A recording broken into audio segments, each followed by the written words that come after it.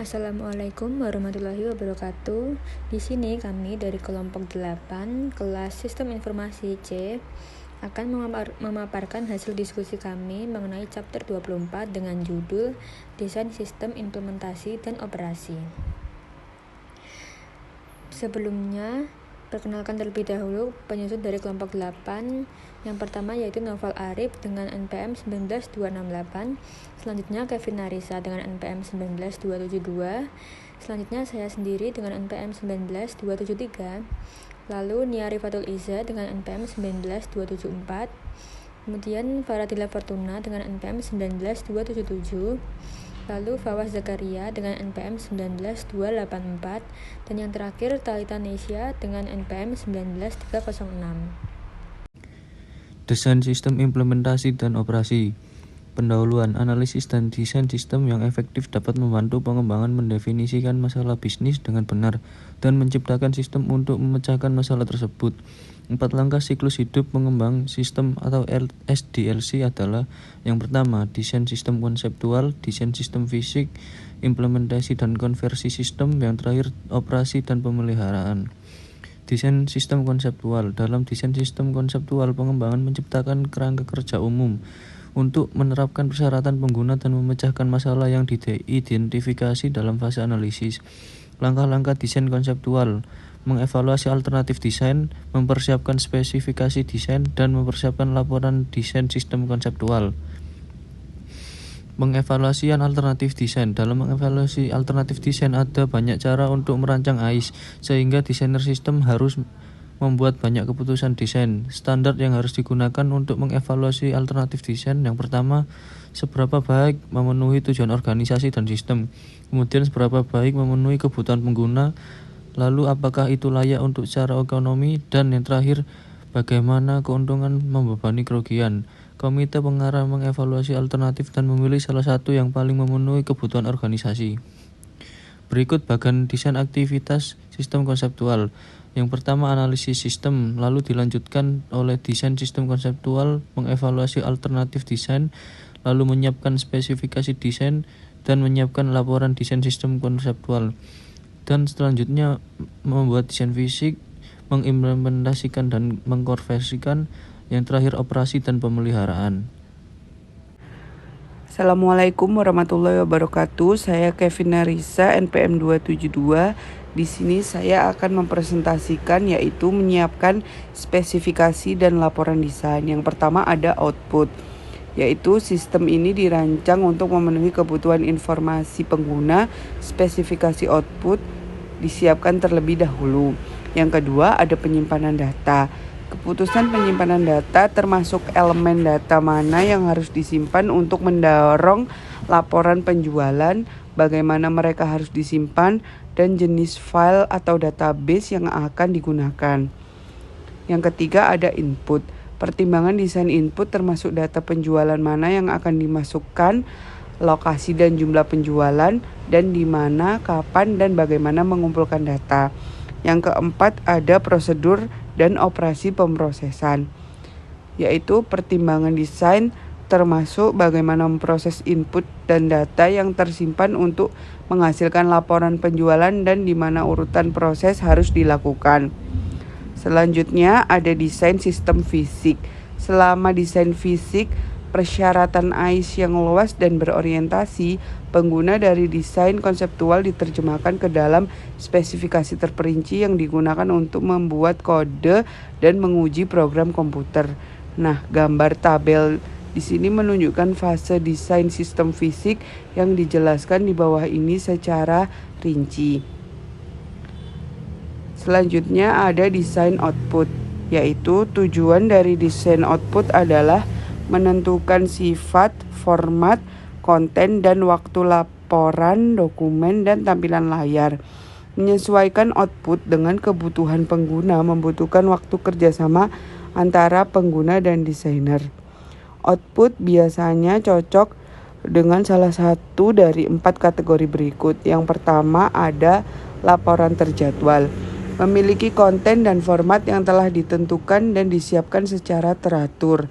Contohnya termasuk laporan kinerja bulanan, analisis penjual mingguan, dan laporan keuangan tahunan. Yang kedua ada laporan analisis tujuan khusus atau Special Purpose Analysis Report. Memiliki konten atau format yang dicurigai dan tidak disiapkan pada jadwal reguler. Mereka siap dalam menanggapi permintaan manajemen untuk mengevaluasi suatu masalah, seperti mana dari 3 produk baru yang akan memberikan keuntungan tertinggi.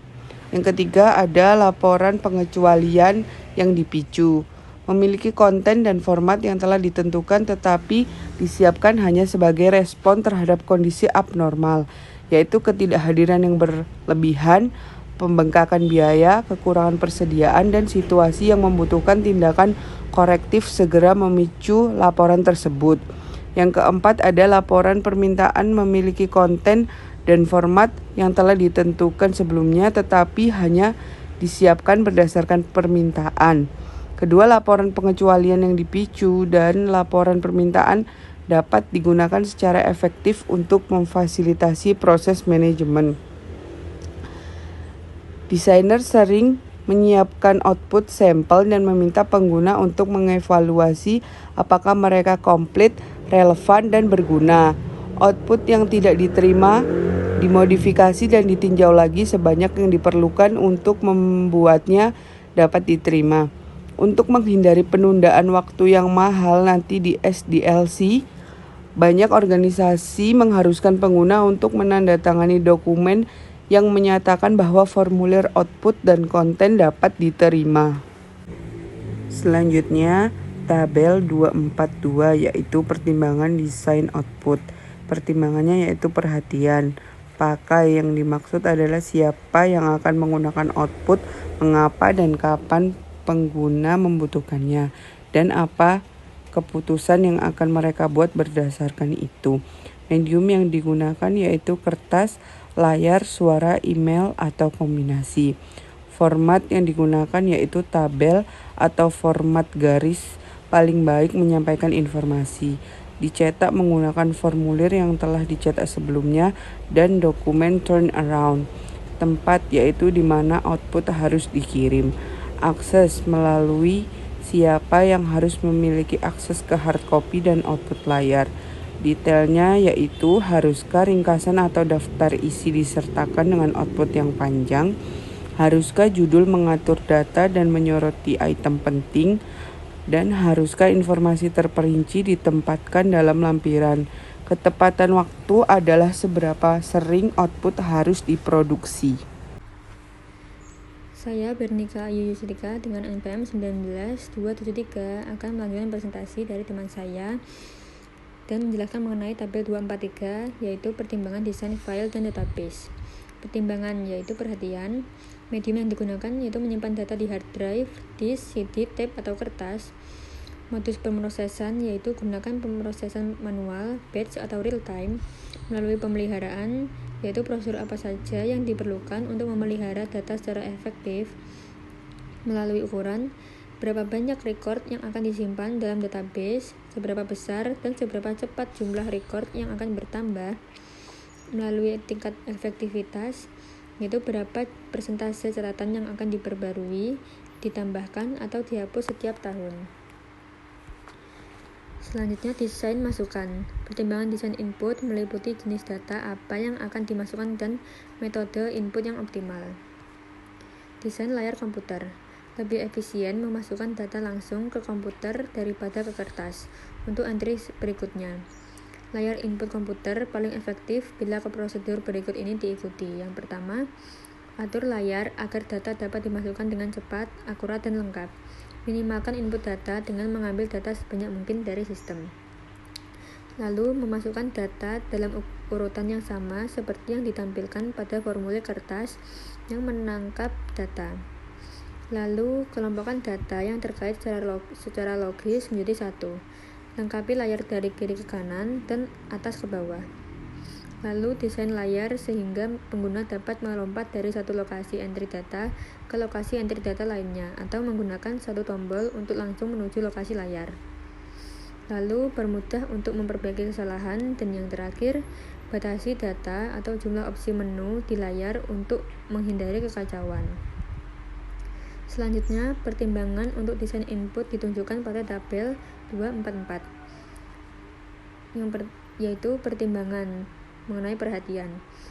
Medium yang dipertimbangkan yaitu masukkan data menggunakan keyboard, OCR, MICR, terminal POS, barcode, tag RFID, ADI, atau input suara, melalui sumber, dari mana asal data, dan bagaimana hal itu mempengaruhi entry data, melalui format apa yang secara efisien menangkap data dan dengan sedikit usaha dan biaya, melalui jenis, apa sifat datanya, melalui volume, berapa banyak data yang harus dimasukkan, melalui personil, apa kemampuan, fungsi, dan keahlian operator entry data, apakah pelatihan tambahan diperlukan, melalui frekuensi, seberapa sering data harus dimasukkan, melalui biaya, bagaimana biaya dapat diminimalkan tanpa mempengaruhi efisiensi dan akurasi, melalui deteksi dan koreksi kesalahan, yaitu kesalahan apa yang mungkin terjadi dan bagaimana cara mendeteksi dan memperbaikinya. Selanjutnya, desain form. Meskipun sistem bergerak menjauh dari dokumen kertas dan menuju otomatisasi data sumber, desain formulir masih merupakan topik penting. Prinsip-prinsip desain formulir diringkas dalam tabel 245, yaitu mengenai pertimbangan umum yang meliputi apakah data percetakan digunakan sebanyak mungkin, dan lain-lain. Pendahuluan. Apakah nama formulir muncul di bagian atas dengan huruf tebal?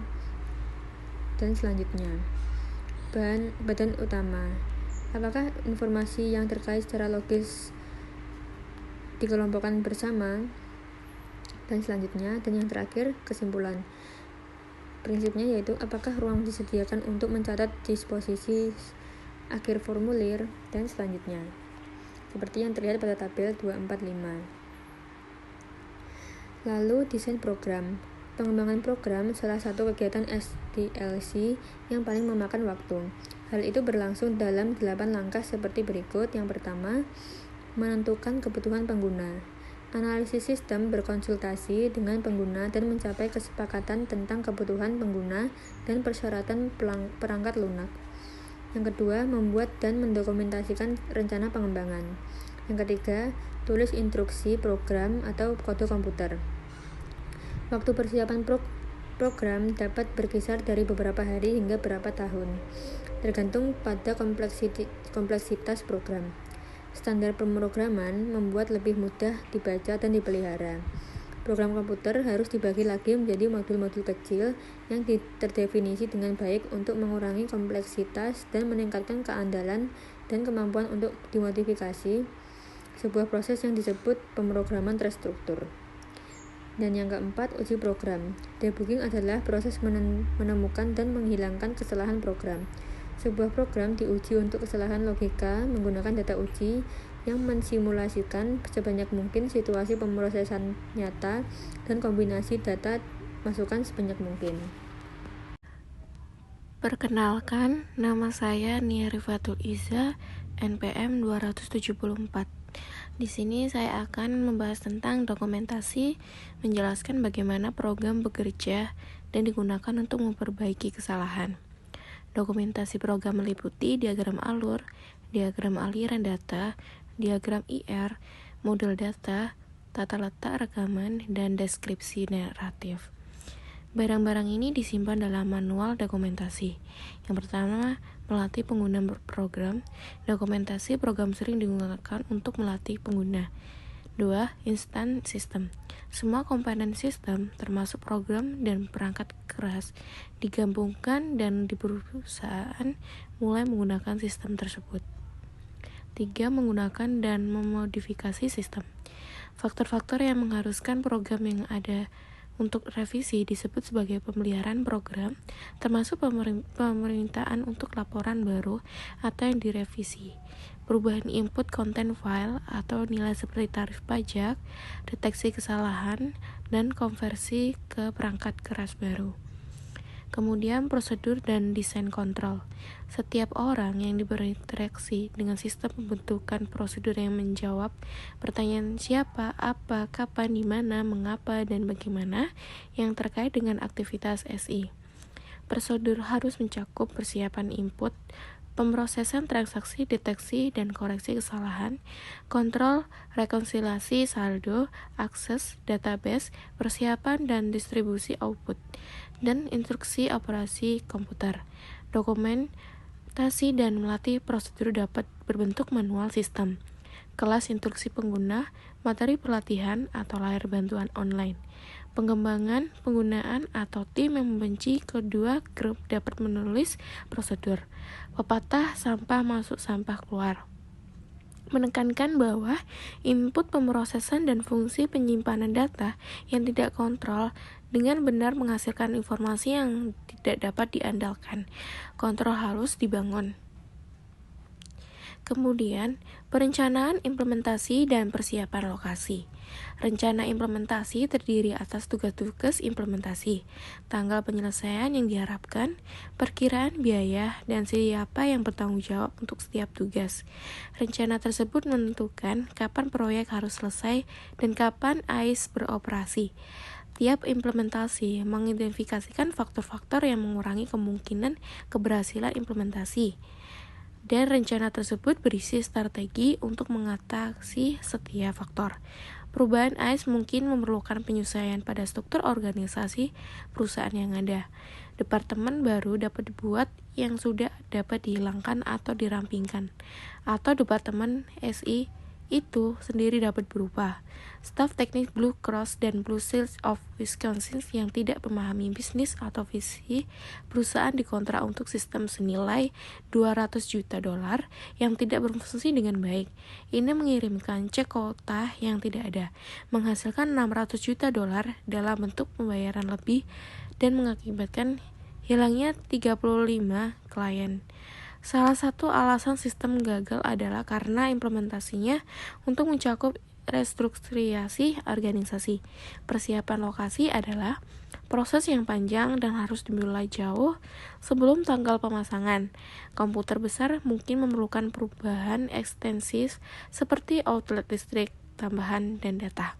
Kemudian saya lanjutkan dengan rekan saya.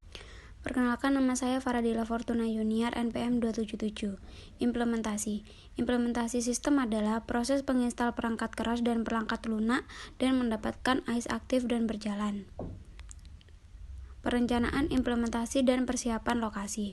Rencana implementasi terdiri dari tugas implementasi, tanggal penyelesaian yang diharapkan, biaya perkiraan, dan siapa yang bertanggung jawab untuk setiap tugas. Rencana tersebut menentukan kapan proyek harus lengkap dan saat AIS beroperasi. Tim implementasi mengidentifikasi faktor-faktor yang mengurangi kemungkinan keberhasilan implementasi, dan rencana tersebut berisi strategi untuk mengatasi setiap faktor. Memilih dan melatih personil. Karyawan dipekerjakan dari luar perusahaan atau dipindahkan secara internal, yang seringkali lebih sedikit alternatif yang mahal karena mereka sudah memahami bisnis dan operasi perusahaan. Mentransfer karyawan yang sudah tergusur karena sistem baru dapat meningkatkan loyalitas dan moral karyawan. Karyawan harus dilatih tentang perangkat keras, perangkat lunak, dan setiap kebijakan dan prosedur baru. Pelatihan harus dijadwalkan sebelum pengujian dan konversi sistem. Banyak pilihan pelatih tersedia seperti pelatih vendor, manual belajar mandiri, bantuan komputer instruksi, presentasi video tape, role playing, studi kasus, dan bereksperimen dengan sistem di bawah bimbingan pengguna yang berpengalaman. Saya, Fawaz Zakaria Rahman, akan melanjutkan presentasi kelompok kami.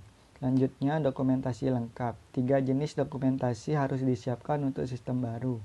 Ada 3. Yang pertama, dokumentasi pengembangan.